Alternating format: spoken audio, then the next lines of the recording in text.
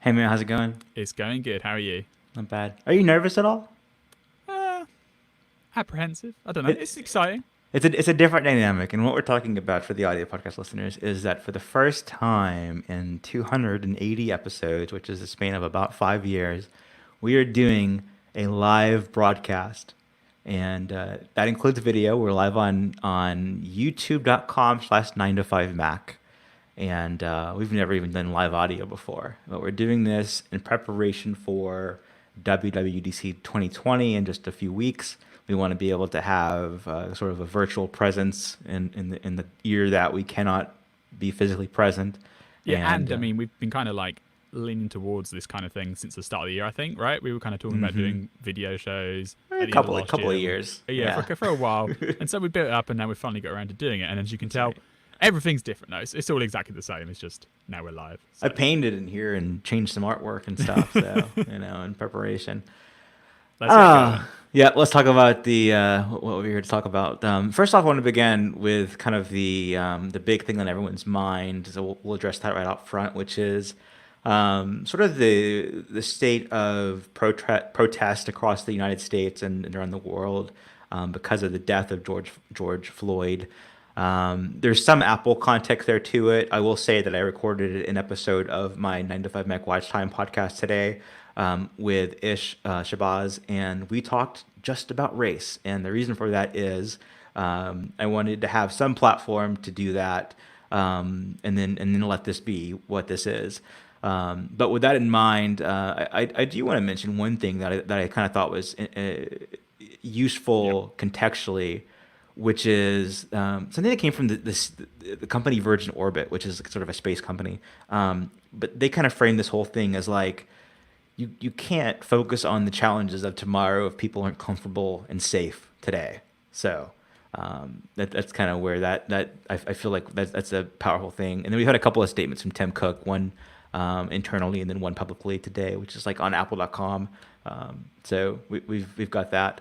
Um, let's take a break for a second. Mayo says he can't hear me, so we'll obviously edit this in the audio. Can anybody hear me? That's a good question. Can Mike? All right. Wouldn't be a test if it wasn't a test. Okay, people can hear me, just not Mayo. So what we will It's do, it's blocked my mic out. I don't know. Can you hear me? I can hear you. Yeah, I can't hear you. you can't hear me. Okay. What we'll do in next time is do like a backup call for this purpose alone. It Uh, cancelled the PA though as well. I did it. And that sounds like a hardware thing. Hang on. Yeah, let's let. I'm gonna keep I'll try and rolling, plug it and, up. and yeah, you reboot. All right. Is Mayo audible? I don't think he's audible. You can hear us both. Okay. So this is what our friends, our publisher Seth Weintraub and our friends Fred at Electric, they've been doing this, and they've kind of been Hello. like, testing this for several months now, and they have issues every now and then. So it makes sense that we do too. So people say they can hear you, Mayo. Can you hear me? Hello. Hey, It's not work. I can't hear you. I can hear you. People can hear you as well. I'm gonna make a note in my notes though, so that we can edit this in the audio. There's that. Um, One, two, hmm. three, four. What if I drop you Should and I bring leave you and back? join again? No, hang on. Let's see. Remove from stream. Just me, guys. How y'all doing? And we're back. And let's see what we get. Up. Didn't work. Mayo's video is paused. Yep, we dropped him. And I've taken over. And let's go over here. He's in messages. So I'm gonna say try to rejoin. This is perfect for a test episode. Uh, Next time we'll know to have some sort of backup audio because if you guys can hear us, then we're great. Mayo, add to stream. Hey, That was weird. It just disconnected my mic and a didn't little, stop. little bit of drama. So It stopped my audio as well. I'm still rolling in piezo. You start again, and we'll just line it up at the very end. How's that? All right. Cool, nice. All right, behind the scenes. I'll kick off where I left off. So, this is an Apple story too because you've got on the homepage of Apple.com right now a statement from Tim Cook, the CEO of Apple, and Also there was an internal statement to employees, and so that's a thing. We've also seen just the way that this has affected Apple stores. So we're not off of the pandemic yet, but stores were reopening, sort of, as they're allowed to, and what happened next is some stores have had to close, and so that's as like a precaution to what's happening with peaceful protests that then that some that Will turn then turn into into riots. violence. Yeah, Yeah, exactly. yeah. Because obviously we Um, were talking about last week about how Apple was, getting off quite speedily with reopening stores, and now because of this, you know, issue, it is now reverted again. So you're seeing stores getting boarded up, you're getting things, stores emptied, mhm. and even some. What's kind of nice is that some peaceful protesters now are kind of using the boarding up of the retail stores to kind of show like artwork and stuff in support of black causes and activism, which is nice. Yeah, so I was at the SpaceX launch of NASA astronauts on Saturday, and on the way home, I stopped by Apple Store in Jacksonville, Florida, and my goal was to pick up I had the Nike's Pride Band, and I wanted to add the regular one to the collection. And so what I did was I looked online, was going to do a pickup, couldn't do a pickup because it was in the last hour of the day. I think it was the reason. So I stopped by and went inside, or got in line. I had a mask on, so I didn't need one of the Apple Store masks that they provide. They did a temperature check, and then I went in with a specialist, and they sold me the band. But I didn't realize it. But I was taking pictures of the store, and because it was neat, it was like empty. There were no products anywhere, and even like the TV displays on the walls were gone. It was just like mounts. And I sent it to our colleague Michael Stieber. It's like, hey, look, this is the experience of the Apple Store in COVID-19. And he was like, wait, that's not correct. Like that's they don't look like that. This is something different. And so he found out, he kind of connected the dots and realized that a number of stores were pulling products because of what would happen, what had happened in the nights before.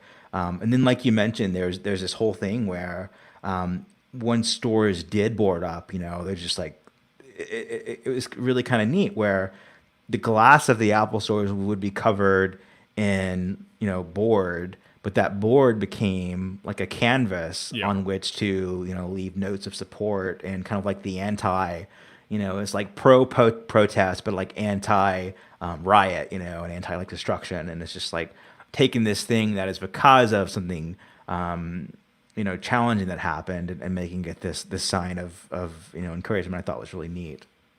yeah, and obviously Cook in his letter and Apple more generally is openly in support of the the public protesting. It's the when it devolves into the violence and the riots that you don't want, and that's like it's nothing at that point. It's nothing to do with the actual cause, and it's just like a bad distraction. Yeah, that's right. And we also saw this week where I believe it was on Tuesday that Apple Music participated in sort of this like music industry wide blackout experience where you saw a lot of this where on Instagram people would use a black square to show support. People would stay off social media for a day or so. And what Apple Music did was you had access to your library of music, and you could like search for things, and it was like fully functional. But what you got when you search for like the For You tab of like reference or recommendations and browse especially was this participation in Apple supporting the Blackout Tuesday movement, and in support of Black Lives Matter.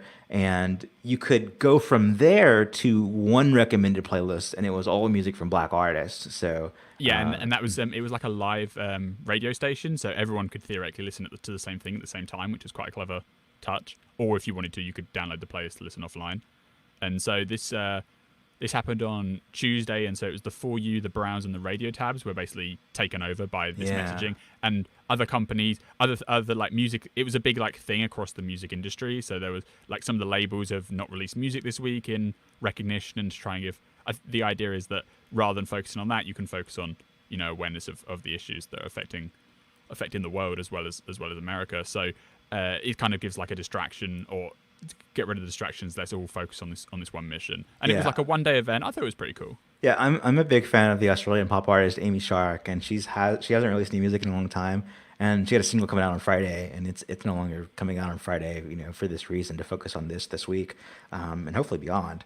But I mean, just on like a technological level, this was interesting because, like, we've never seen them do this for anything before. Yeah, and it kind of shows like one of the advantages of how these apps are built. It's because basically all of these tabs are just web views in thin wrappers. They have Apple can very easily just swap out the content from the grids in the playlist to these messages, and that spans across iOS, macOS, and tvOS as well. And so if you want an Apple TV, you also got the same message with the same button. And like, for as much as we can complain about not fully native UI, stuff kind of is slow, and especially when you're on like the For You in the browser tabs or the Mac, it's pretty obvious that you're basically loading like pages of a website, because every time you click on something, the whole screen disappears and it all fades back in again. But for the times when they are doing these special events, that stuff comes in handy for them, because a web view is so flexible in what you can present to the user. Yeah, that's right. I'm staring at your screenshot of your playlist in Apple Music, and I see you've got all the pre-configured ones, and then I see that isn't actually my screenshot. Oh, it's not? Okay, No. so you're not the great British pop of the tens. No, Oh, well. I think I got that off someone else. 'Cause Everything here fits it rolled you. out. It rolled out to like Australia and other countries first. So when I covered it, it wasn't actually showing on my device yet. So Okay. I had to. So you can't get my music preferences that easily. I don't think I believe you, though, because great British pop of the tens. I don't know.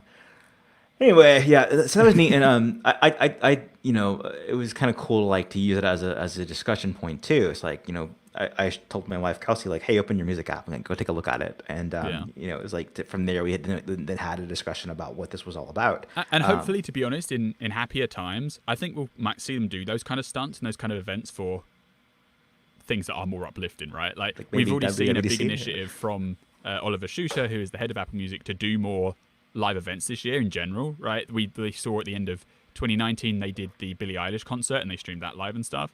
And I think they're going to head more in that direction to try and, how they have the Beats One radio station. I think they want to do more video content.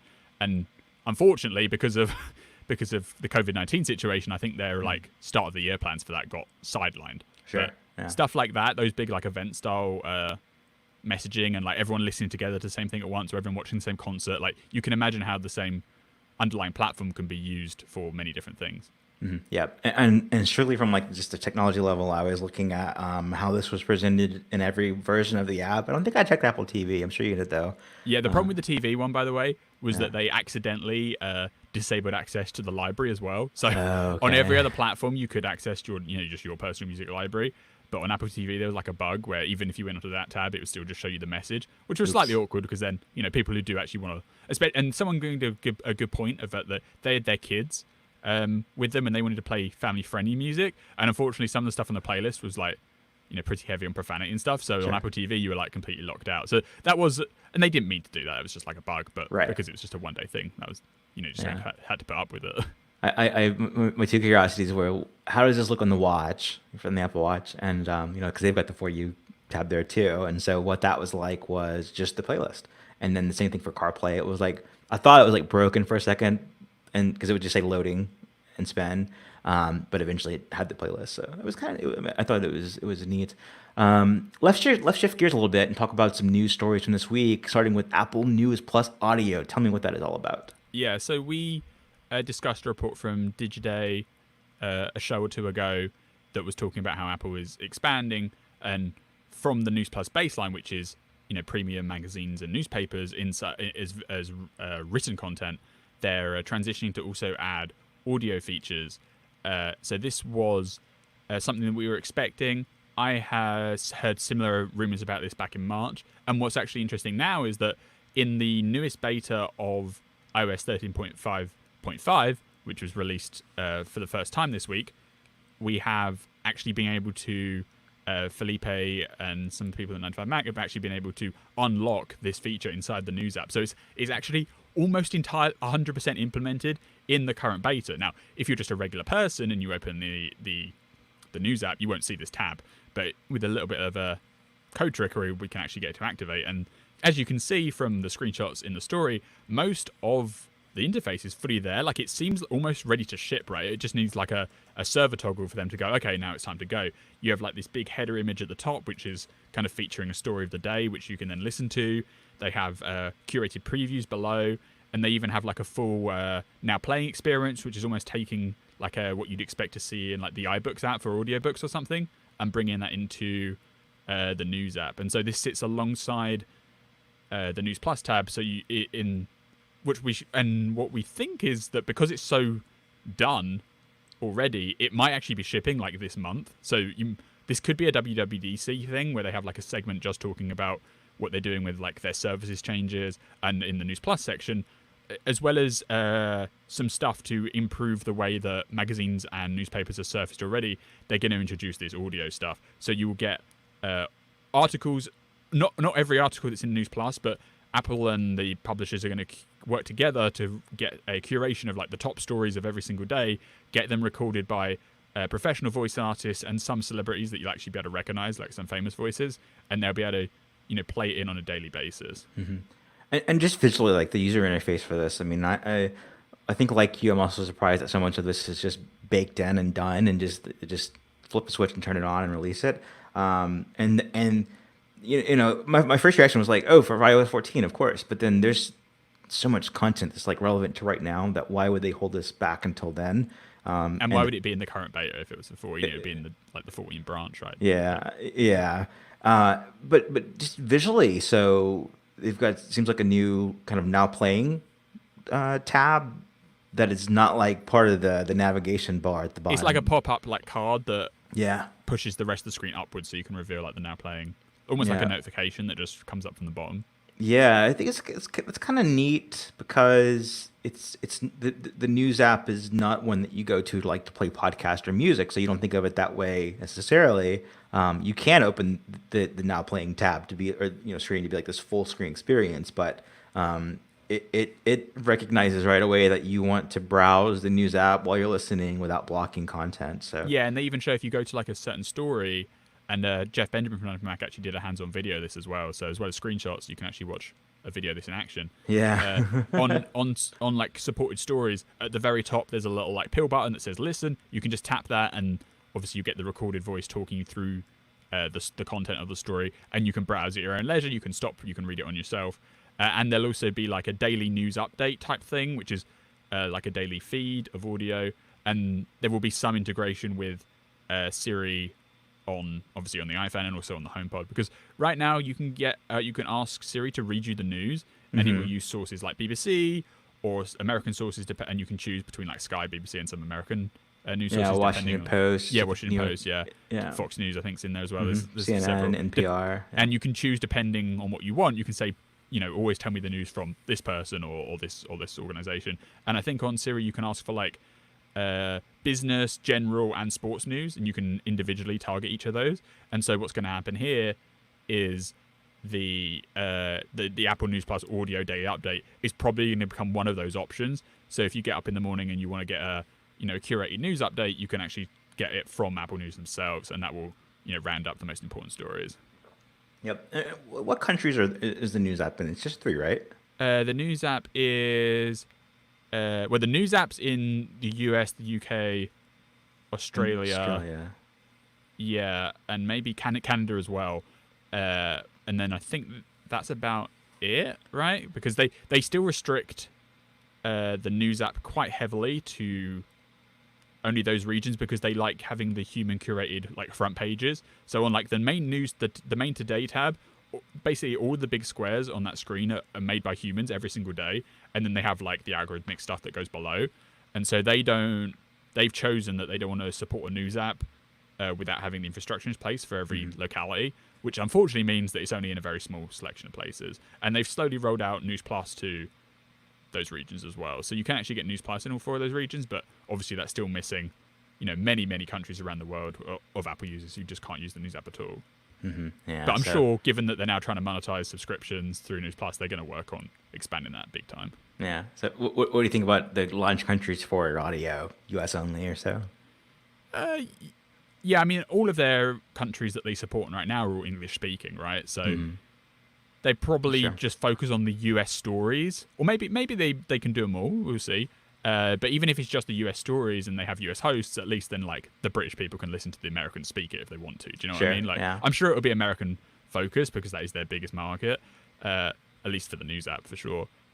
But over time they can expand Yeah, if you and only offer it in a few countries, then it's easy for America to be the biggest audience. yeah, I and guess. they're all English speaking, right? So Right. you don't have to do dubs or voiceovers or different ones for different regions. Yeah. The one thing I would say here is that if this doesn't have some sort of integration with like the podcast app, they are really missing a trick, right? Like it's great to have this audio content available, but if the only way you can get to it is like siloed off into the news app, I think people are just going to forget to use it, right? Like it feels really awkward to have so many different places, so many different buckets of audio content, and then to like limit one of them just to the news app is kind of bad, right? Because you kind of have podcasts for all of your news content already today, plus casual interest and just chat shows like this, and then you have like the music app, which is obviously produced music.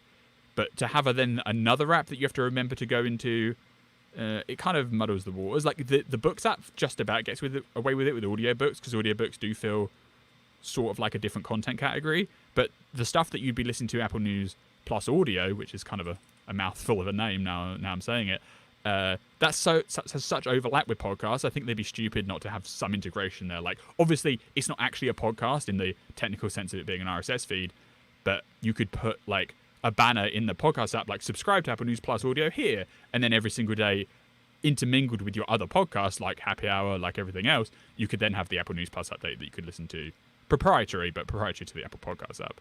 Yep. Let's talk about this bundle stuff in iOS. So, a few months ago, it was reported that Apple's kind of, well, back up even further, people have long wanted a bundle of the various Apple services since the March of 2019, when Apple showed off all these new services that are priced individually. And some of them, are $10 here, 14 or $15 here. So it can be expensive.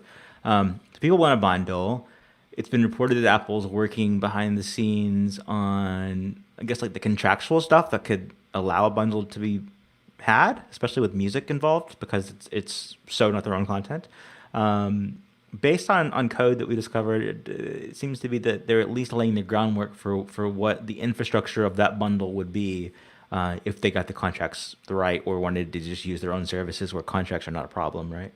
Yeah, so media services are complicated, right? And with arcade and TV, Apple owns basically enough rights that they can do whatever they want, right? They can sell TV Plus for $5, $1, free, $10. They can do whatever they want with it.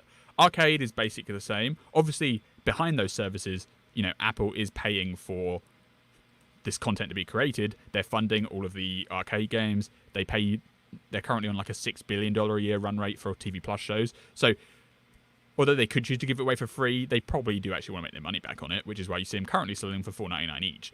But the issues they get into is on music and news.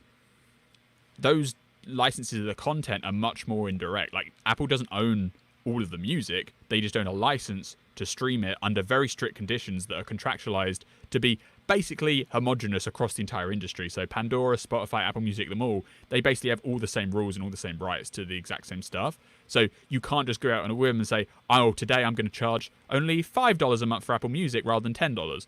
Or I'm going to make families free at $9.99 instead of $14. Like even if Apple wanted to foot the bill for the extra amount, they're not allowed to. Like this stuff is like set in stone by the labels. Similar to how on the iTunes store, all the movie deals and the free movie that comes across every now and again, that all has to be agreed with the license owners and the studios that own the shows. You can't just do it on a whim. And so what we've seen over the last year or so is Apple reports that Apple is negotiating with the music labels and with all the news companies for News Plus to be able to negotiate special pricing when the services were put into a bundle. So right now, News Plus is $9.99, but in the future, you could maybe sell it like at $7.99 on the proviso that it's bundled into a package of multiple things. And the idea there is Apple's going to the news company saying, look, we know how we can get a lot more subscribers to your service by bundling it in with 3 other things. But to do that, we need a bit of wiggle room on pricing. So will you let us give you less money for every user as long as we promise to sell it in a bundle?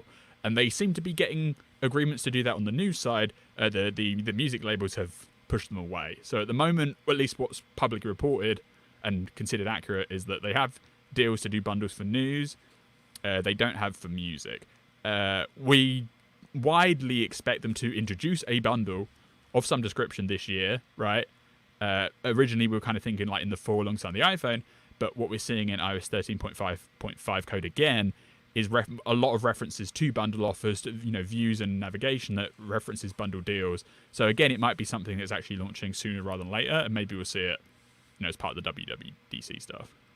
Yeah, and on the topic of all of this stuff, we saw just over the last week that Beats One, which is part of Apple Music, which has not changed hardly at all since Apple Music was introduced until COVID-19, when they needed to kind of like regroup and change how these interviews are made and released and everything, and kind of like needed to like FaceTime calls. Now there's a podcast from Beats One hosted by Zane Lowe, which is like the artist interviews. And the first episode was Lady Gaga, but then there was like a back catalog too of 5 or 6 shows.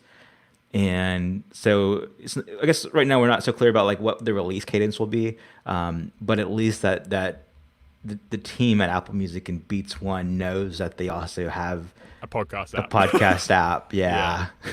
Yeah, because a lot of the content that was in the radio tab was essentially a podcast format. It was just, again, siloed into music. Yeah. And so what I was complaining about with the idea that all this News Plus audio stuff, at least right now, seems to be only in one app, it's the same difference with the music content, right?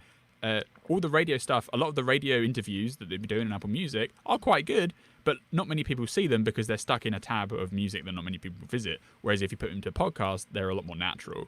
So again, those cross-pollinations, I think, are something you're going to see them do more and more, especially as they ramp up original podcasting as well, which is obviously something we've reported on. Mm-hmm. And so one thing I do want to like kind of not bury the water on, but like dampen expectations a bit is with this bundle idea. I think people are getting in their head like, oh, they're just, because what do people subscribe to, right? Almost universally, you have like Apple Music and you have iCloud storage, right? They're Apple's two most popular services subscriptions. And so in your head, it's like, oh, great, Apple's going to bundle iCloud and music and sell them for less money. Well, but obviously they're not going to do that because then they're going to make less money. Like, the point of a bundle is so that in the aggregate, the company makes more money per customer. And the way you do that is you attach other services, the less popular services, to the popular stuff. So what's probably going to happen is, maybe iCloud just sits on its own on the side and they do like a content bundle, whatever they want to call it, Apple Prime, Apple One, Apple Plus, some name along that line, which bundles music, news, TV, arcade. The problem there you get, though, is that if people don't want News Plus, then you can almost subtract $10 from the total anyway. So what discount is Apple realistically going to be able to provide people? Because, arcade is $5, TV Plus is $5, news is $10, so that's $20. Then you've got Apple Music, which is $30 if as an individual, $35 if you're a family, right? Mm-hmm. So how much wiggle room are they actually going to be able to make out of that pie to give you a bundle discount? $10 sounds less like a third of the price. Can they even get that? Because as we've already discussed, the music labels don't seem to be shifting on the amount of money that they want, and the news side, maybe has some wiggle room. So maybe you're going to get like $5 off or $10 off total, right? But then in that case, if you didn't want News Plus in the first place, you're not better off, because if you got $10 off this whole bundle of everything, but you weren't paying for News Plus in the first place, then you're still not actually saving any money, right? So you're kind of in like this catch-22 situation where people want like Amazon Prime, but the Apple version. But Amazon Prime is what, like $10 a month? Like, and Apple Music alone is $10 a month. Like, you can't make those comparisons because it's a completely different situation. Yeah, but there is evidence in the code that there's some bundle in the works.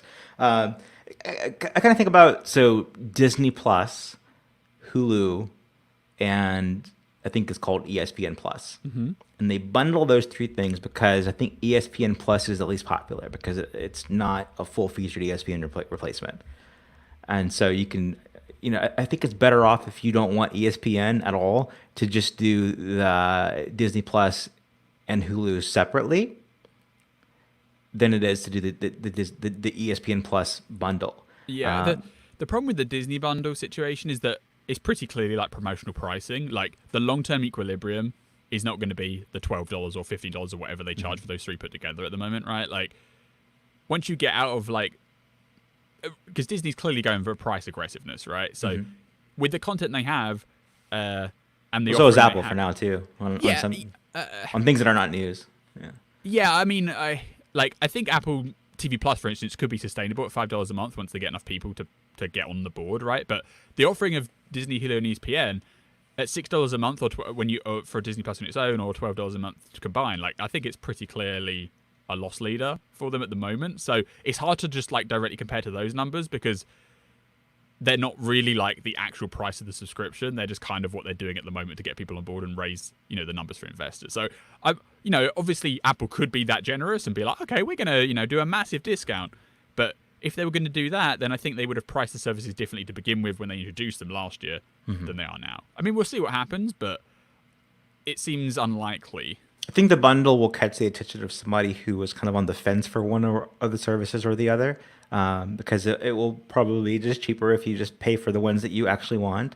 But if you're like half interested in news or half interested in arcade, then maybe you can get a better deal if you have that bundled together. Yeah. Just kind of actually one point on News Plus Sure. is that they say if they did a bundle and like News Plus was kind of the one you were getting for free, they don't actually have to pay the publishers for the News Plus stuff if you don't use it, right? Because it's based on engagement. If they don't actually open the news app and actually engage with any of the News Plus content, they don't actually have to spend any money to anyone. So that's kind of a way they could get away with it, where they pay off they give it for free, but if they know that engagement's going to be low anyway, then it doesn't actually make a difference to the financials. Yeah. All right, let's talk about another story from the awesome Felipe Esposito, which is about iOS 14, which people really want to know about. And we'll do a WWDC 2020 like preview episode with all of the reporting that we've done on iOS 14 between February and now. For this week, we're going to stick to what's new as of this week. The first thing is this development that we've discovered. Two things. One, that there seems to be a built-in translator that uses, I believe, like on-device stuff for Safari, which would be brand new. And then pencil support on the web, which I guess is like right now you can like poke things and move them around. But I guess the ability to like sign things and have like the like inking annotation. Yeah. So what's going on here? Yeah, so the translation stuff's really interesting. So right now, Apple supports third-party translation services through like so the share sheet. So yes, most people think of the share sheet as just like the buttons to share to Facebook or Twitter, right? There's technically another class of actions that can sit in that share sheet just inside Safari, which can edit the actual page you're looking at. And people don't know about this because it's basically never used. But when this was announced back in iOS 8, when they started doing all this extension stuff to begin with, they actually had an example of Bing Translate integrating. Yeah. And so what would happen is you'd press the share sheet, you'd press Bing Translate, and then the current web page would change from German to English based on the Bing Translate engine. So right now they only support it through third-party integrations like that. Or you can go to Siri, where you can ask Siri to translate like a sentence into another language, and they support like 40 different language pairs or something to that domain. But all of that at the moment happens on the server because you send your request to the network and it comes back down. So what happens based on this reporting, which is really interesting, is that Apple is going to build in a translation like data model onto the phone, and it's going to use the neural engine and the 6 billion operations a second or whatever they like to talk about on the latest iPhone keynote about how many simultaneous operations their A13 chip can do. It's going to use that power to actually do translation locally. So without requiring a network, you could translate a whole web page. And they give even examples where this could integrate into apps. So if you're on the App Store, and you've got to imagine, because we're unfortunately the world is English centric. So for a moment you've got to imagine you don't speak English. But if you go to the App Store in another language, very few apps actually go to the trouble of localizing the metadata, the title, the app description, what's new, that stuff for your local language. And so if you go to the App Store in another country, it's basically going to be mostly in English, right? That's just the reality. And so what you can do if you have a system translate built in is you can actually translate the description, machine translate the description into your local language, which hopefully makes it more appealing for you to look at and to buy, to ultimately download the applications. Obviously, you can translate websites. In my job, I look at translated web pages pretty often, right? Like when we're looking at Chinese rumor reports, even some Quo articles, we have to do through Chinese translations. Loads of stuff. The European Economic Commission database, which is... And it's often hilariously bad, too. Yeah. And so if Apple can actually offer that offline, not only will it be faster, it'll also be more private, right? So instead of having to feed everything that you do through Google Translate you could do it on device without sharing your data with anyone. So I think it's a very lofty goal, but it all depends on how good the quality of the translations are. And right now, when you submit something to a website to translate, it takes like a millisecond, but it's drawing on so much data, like gigabytes and gigabytes of information to be able to do the language models. So I think there's an open question about how well Apple can do it purely on device, because I don't know of other stuff that actually can do on-device translation right now in the world. I could see a really cool feature and demo of like two people using messages in different languages and it showing up in their language natively. So, Yeah. like recently for a story, I was messaging with someone in Asia, and I didn't know which language to translate into, so I just used English, thinking, well, they can take the English and translate it if needed. And it turns out they spoke English too. But it's kind of like a what do you do there thing. And if you could just speak in your native language and they see it in their native language and it goes back and forth that way, that's really cool. And Also, something we've seen with like the Google Buds, the Google Pixel Buds, is Yeah, a demo yeah. where they talk in English and then the other person it translates it for the other person to hear, and then they can reply in their language, and it speaks out the phone in the converted language. So you can do like transliteration conversation. Obviously, right now that all depends on network connections and going to the server and come back down. But Apple likes to rely on device stuff. So if they can pull it off, that'd be pretty impressive. Yep. All right. And as for iOS 14, there's another report out this week that talks about which devices will be able to use iOS 13, and if any, which would be dropped. So what's the story there? Yeah, so the Verifier is a publication, again a foreign language publication, Yes. that from Israel, that has a very mixed record of accuracy when it comes to Apple rumors. They report on a lot of like random software stuff, and they have been correct in some of it, or a decent chunk. But then a lot of it they've got wrong, or it's just been like way later than they Yeah, predicted. the timing is just the issue. Yeah, the timing's off and off. Like they said like multi-user on Apple TV like 2 years before it actually happened, but then it did actually happen. So, but specifically with device compatibility support, they do have a decent track record, because for iOS 13 they got it dead on and said that about a month ahead of announcement that iOS 13 would support all current phones apart from the 5S and the iPhone 6, right, and 6 and 6 Plus, which is what happened. And so they're back this year to say that all iPhones that currently run iOS 13 will support iOS 14.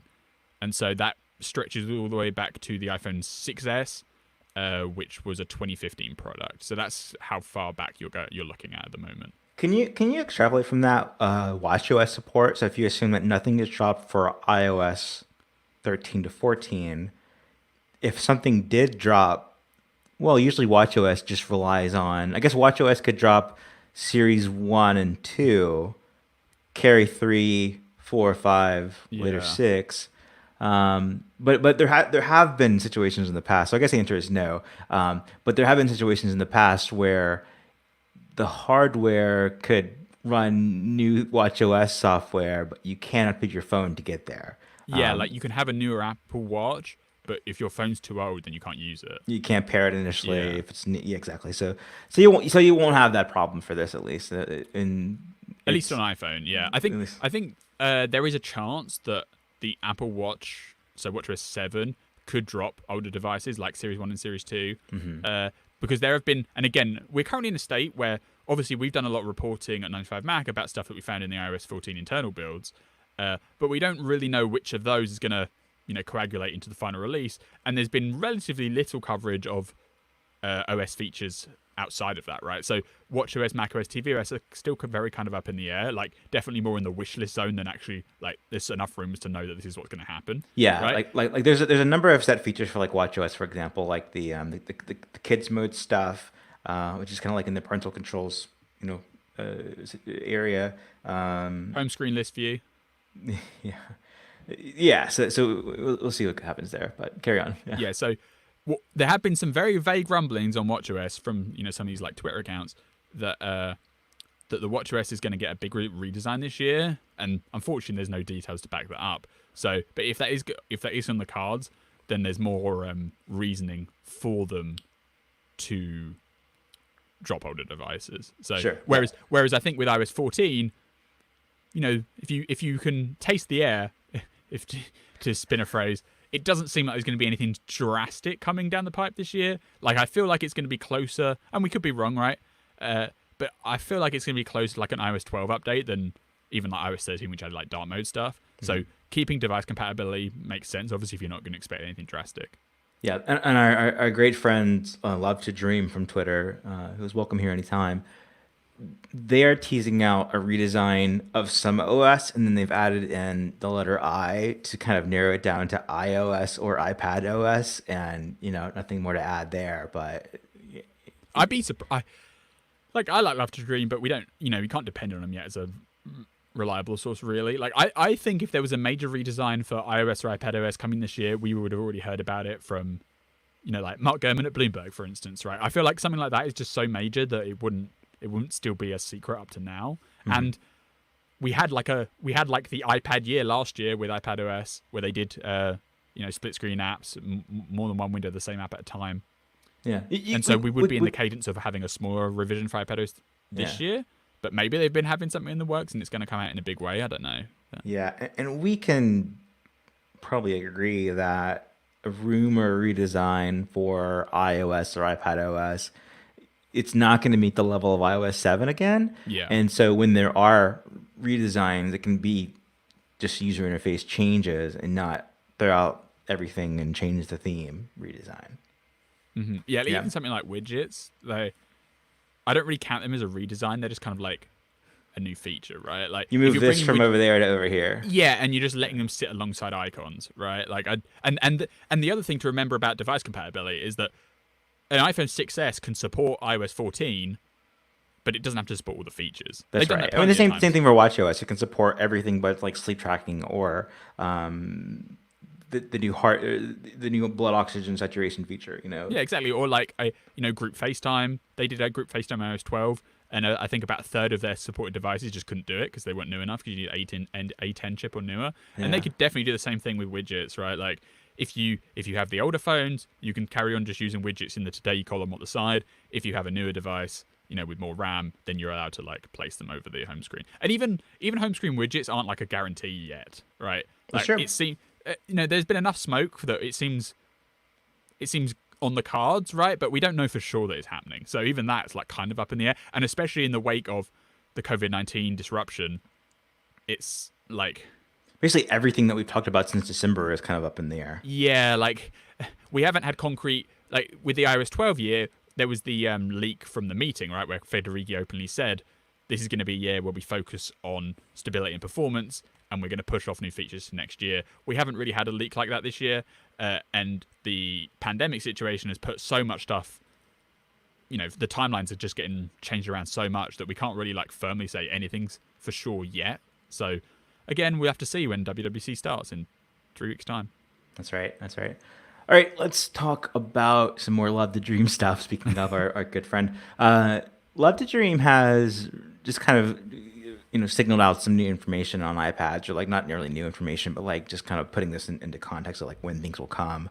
And so the idea here is that sometime next year, whether it's the beginning or the first half or the second half, that there's that's when the iPad Pro will be updated from what we have today, which is the new LiDAR version with minimal other changes. Leave it at that. I guess it's the wide camera too. But to have the big change will be sometime next year, which would be a mini LED display and then 5G. And that probably rules out the idea that 5G would come to the iPad first, and because we expect 5G in this fall's iPhones is pretty certain. Yeah, so. And the original rumors kind of suggested that we would see the iPad update come later this year, but several sources, including the Love Dream article today, Gurman said it as well, that seems to have been, either it wasn't on the table at all, or it was pushed back to like the first quarter or the second quarter of 2021. And so you're going to get like a redesigned iPad Pro to some degree. Like, I don't think it's going to be as drastic as what we saw with the 2018 version, but minor chassis adjustments. It'll have A14X. It'll have the 5G antenna, and maybe the micro LED displays that we keep hearing so much about, right? Like this kind of in-between step between OLED and micro LED. Like mini LED offers better brightness support, and it kind of offers the benefits of OLED without the burn-in problems, and also the actual screen panels are thinner, so there are benefits to the hardware. But that the mini LED stuff keeps getting shaken around. Like it's coming this year, it's coming next year, it's coming 2022. We haven't quite nailed down when it's happening, but at least according to the Love to Dream report, that would be coming in 2021. Yeah, so I have zero regrets about going from the 2018 iPad Pro to the 2020 iPad Pro. I won't get burned in 6 At months. least they didn't update it before Christmas. Yeah, and then you have to remember that the iPad line is not just the iPad Pro. There's the iPad Air, which is like kind of the base, not the base model in terms of price, but like the middle of the road model. There's the iPad, which is like the lowest cost you can get, and then there's the iPad Mini, which is not the lowest cost, but it is the smallest size. And so this week there's also this comes from our friends at Mecca Takara, and they believe this is I think the first we're hearing of this, that the iPad Air 4, which correct me if I'm wrong, is 10.5 inches. Yes. Okay, cool. Good start. We'll switch from Lightning to USB-C. And so that would be a change where, we don't know, I guess, what the design will look like. But right now, USB-C is on the iPad Pro 2018 and 2020 with the flat sides. This would be a change from that. Yeah, so right now USB-C is only on the iPad Pro devices. Which would match like MacBook Air having USB-C. Yeah, and so there have been rumors about the iPhone potentially getting USB-C next year. It won't go away, yeah. The port will go away entirely. On the iPad side, it definitely feels like the port's not going away. They're probably just going to switch connector at some point, and that makes sense because obviously, the iPad line is a core productivity device, and being able to do USB-C direct input definitely helps that goal. And so, if you're looking at the lineup, the iPad Air is the natural place for these updates to go. I think right now, there's a bit of tension between like the position of the iPad Air in the lineup, because you have the iPad, the base iPad, which is $329 at such good value and so well spec'd, that jumping up another like $150, $160 to get the $499 iPad Air, which still has the old design. It has both of them support the Smart Keyboard and the Apple Pencil. It kind of feels a bit like the ugly duckling in the lineup, but giving it something like USB-C and maybe giving it the iPad Pro style design at the same time can actually like fully differentiate the lines. And then you would have the situation where you've kind of got like the iPhone XR equivalent is the iPad Air, and then the base iPad is like the iPhone SE. No. Yeah, I'm trying to get where I think about iPads when there's a new one, and it's hard to think. It's been this way for a long time, really, but it's hard to think about future iPads and like what you desire out of them because, it's not major. And we should say that this iPad Air is expected to actually have a screen size change. So there's a lot of turbulence coming to the iPad lineup, whether you believe it's going to be with mini LED displays or not. Like the iPad Mini is going to go to 8.5 inches from 7.9. So it seems like all the iPads are getting slightly bigger. The current iPad Air is 10.5, but the rumor is it's going to go to 10.8. Again, I think Apple has just decided that in the wake of more iPadOS features, like having the split widgets on the home screen, for instance, like doing split screen apps, that having more screen real estate is better for the iPad experience. So they've just been gradually increasing the screen sizes.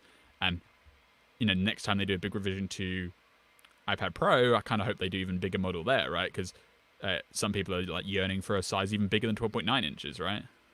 Yeah. And let's move to iPhone 12. This is very confusing for me. What's happening with the schedule for iPhone 12? So I mean, it's not that crazy. I think ultimately originally they wanted to ship everything in September, and you'd have all of the new phones ship on the same day in September.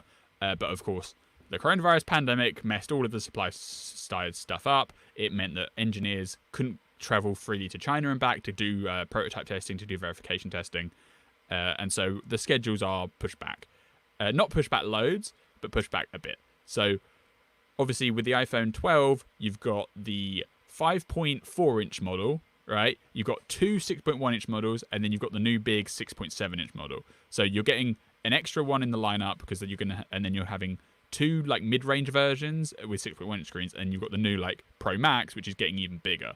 The 6.1-inch ones will be separated by the camera systems predominantly. So one of the 6.1-inch camera systems will continue to have the current dual camera setup like you see on the iPhone 11, and then the higher end 6.1-inch phone will go to the triple camera with the LiDAR sensor, right? So you have the two top-end phone with LiDAR sensor, and then the other two not. What this rumor is saying today from Digitimes is that the schedules are on track so that they start going to mass production in July, and we'll see the first ones shipping in October. So the 6.1-inch phone will be shipping in October, and then the others will follow probably in November or something after that. So from an original plan to launch in September, it's been pushed back a month and a bit, which isn't actually that crazy when you consider the iPhone XR came out at the end of October, and then the original iPhone X was an early November product. They haven't always stuck to September releases, but it feels like this year there might be a chance that we'll actually have no new iPhone at all in September, because in those other years they always released the lower end models in September, and then a month later or 2 months later they'd release the other one. And so in this case, it seems like that might not be happening anymore because, and this is all funnels back from the COVID-19 disruptions, which then pushes supply chain back, it pushes prototyping back, and that's what we'll see at the end of the year. Yeah, and let's talk about this story. This this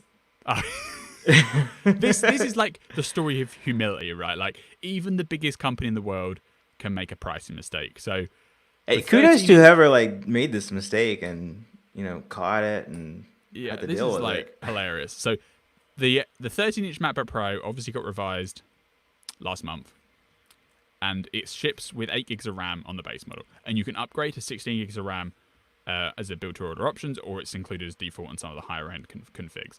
But what actually happened was that the jump from 8 to 16 only cost $100 at launch, and at the weekend, it was spotted that the price had actually been doubled from a $100 upgrade to a $200 upgrade.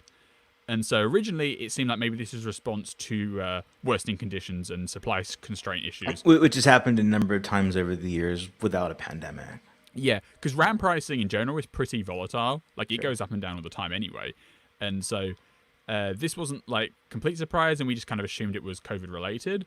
But Apple actually released a statement on the following Monday that said, no, it was nothing to do with the supply chain. It just turned out that we blundered, and instead of actually pricing it at $200 originally, we had it for 50% cheaper. And so they were correcting a pricing mistake in their own product lineup.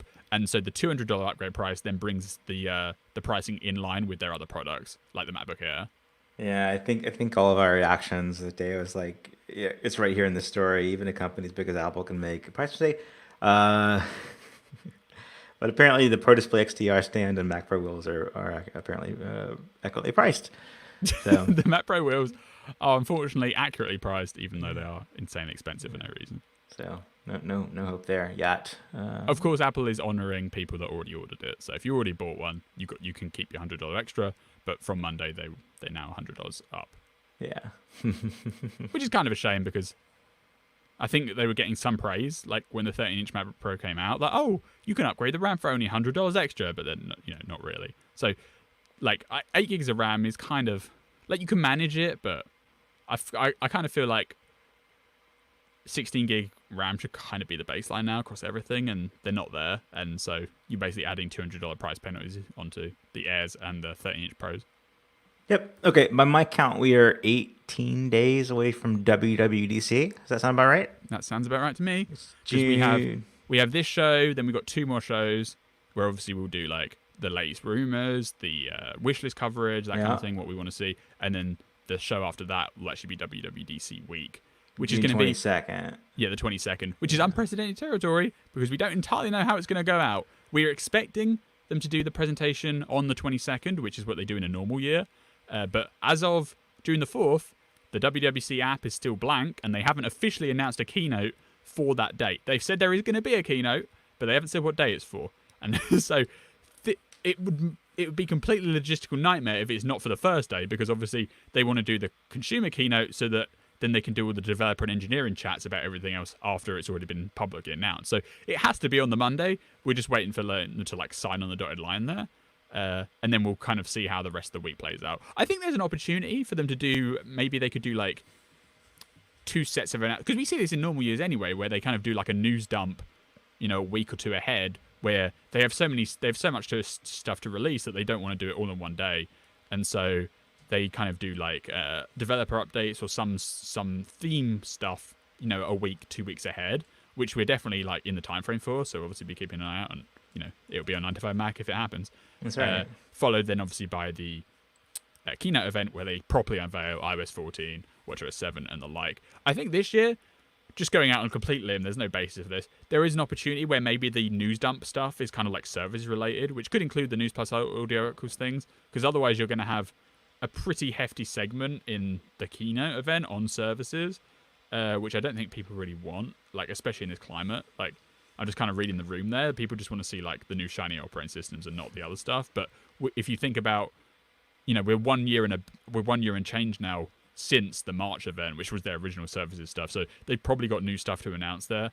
And so maybe that's what we'll see ahead of time, followed by like the operating system stuff.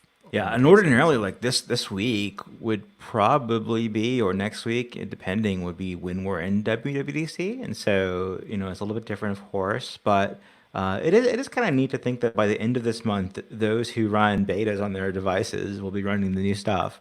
Us included, I think. Yeah, and it's definitely one of the years where we're still in the situation of having the most unknown, I think, than we've had for a long time. Like, yeah, sure. iOS 12 was like performance and bug fixes, okay. And then you had iOS 13, which everyone knew dark mode was going to happen because we leaked it left, right, and center. Yeah. Yeah. And so this year, we're kind of in the dark. Not in dark mode, we're just in the dark about exactly what's on the yeah, we know a ton of what was in preparation for Correct. this year. But given 6 very unexpected months, it's anyone's guess as to what turns out. All right. But I'm excited. Yep. Yeah. And before that, we've got one more Apple Watch Activity Challenge. This is Thursday that we are talking together. On Friday, June the 5th, there is the World Environment Day Challenge, which is... I've been freaking out about this all week because I keep thinking it's today, like the day that I'm in, and I'll look at my watch and it's like, oh, I'm usually so good at my sand rings, but today I'm not, and taking it very seriously. And it's Friday, and I know for you, Mayo, this is something that you'll need to be intent about. Maybe you won't even get it. I'm not very good at the stand hours. Do you think you're gonna get it? Are you gonna try? I'll try. I will try. But yeah. Stand hours, I need to like physically remember to. I normally get like 10, and then I'm like, oh, I've missed 2. Yeah, I'll text you every hour. Not in the last 10 minutes, or the beginning of every hour. I will make a pledge. I will make a concerted effort to do it. I mean, look at these gifts. You can't turn that jumping fish down. Yeah. Like I do the stand ring every single day. It's just, I do the move ring every single day, and an exercise ring every single day, almost always. The stand ring I'm not so consistent on, but I will try. Yep. All right. Last thing I want to mention is that this is the week that I returned home, and a few weeks ago I had taken order of a new motorcycle for the first time, and driving a motorcycle, and it's been a lot of fun, man. Wow, learning a new vehicle. Just a random question: have you always wanted a motorcycle, like, or has it been a recent thing where you've been like, oh, I want to get one? Do you know what I mean? I've been like pondering it for years. Okay. And thinking that the price of a new reliable motorcycle was much higher than it actually is. The iMac Pro has put so many things in perspective that that how many things can be cheaper than an iMac Pro? Motorcycle can be cheaper than an iMac Pro. And so how much are the wheels on a motorcycle compared to the Mac Pro wheels? I got the whole thing for less than 5,000. So yeah, with 0 miles on it. Yeah, I'm sure you get a new set of motorcycle wheels, probably the same price as the Mac Pro wheels. Yeah, I don't have my helmet in here, but that was like $250. That felt kind of hefty, but it looks cool, and it's protective. But anyway, like just in driving around on the motorcycle this week, it's made me. It's a wholly different vehicle than a car. And so if you know me and follow my coverage since like 2014, I've enjoyed CarPlay.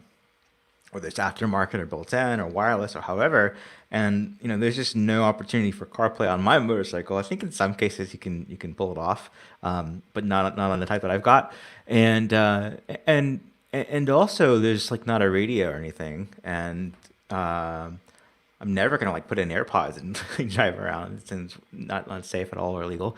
So it's made me consider like what would I do on a longer trip without CarPlay? I think the answer there is just you just don't listen to podcasts and music, or I guess if people have a different experience. You enjoy the world.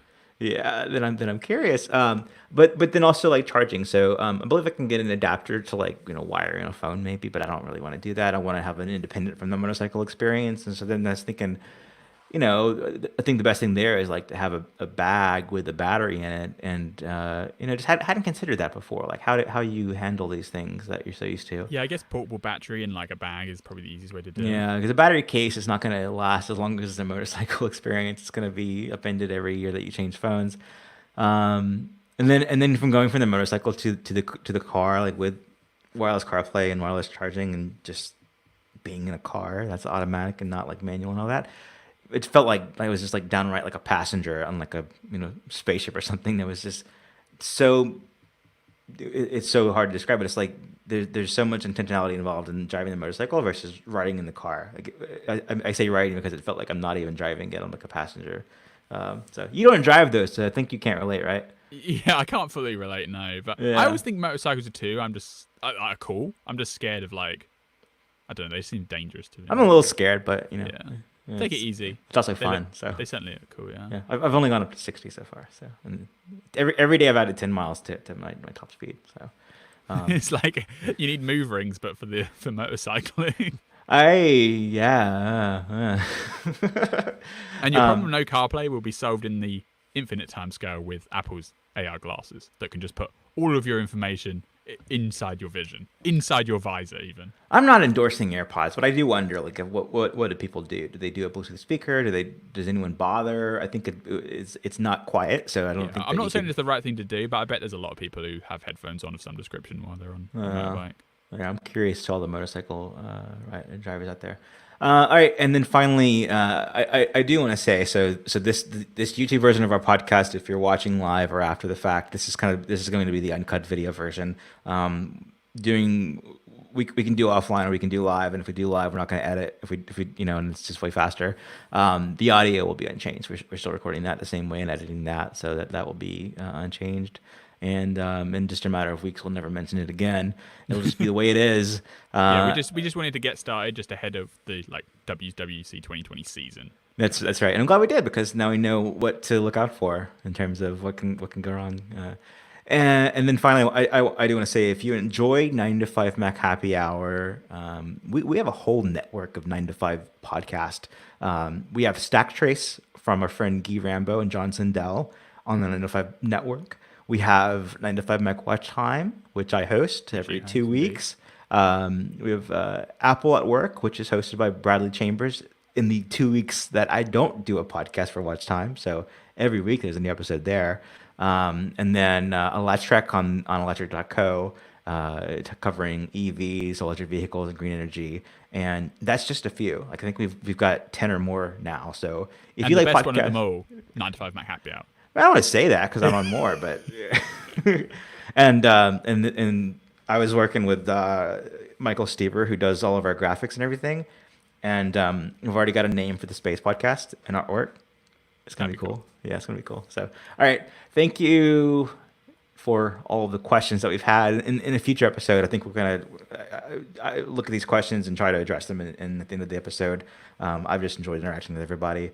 And for the podcast listeners, if you've never seen us on video, we've been doing video for a while now, for maybe a month or so, and check it out if you'd like to. So, all right, we will be back next week. Bye, everybody. Goodbye.